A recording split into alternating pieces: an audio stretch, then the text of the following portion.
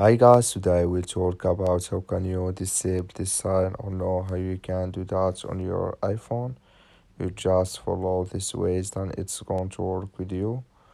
All you have to do in first, you just click here on settings here, just click on it.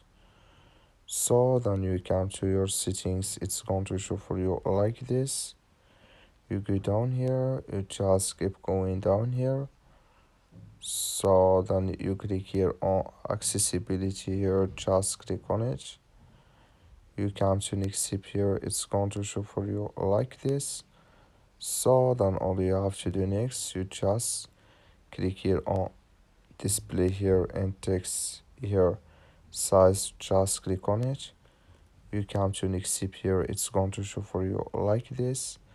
So then you come here to differentiate here without color, clicking this sign or this color. Like you see color, it's gone, that's mean it's disabled with us now. That's all you have to do. That's all. Thank you for watching. Don't forget to support us by liking, subscribe.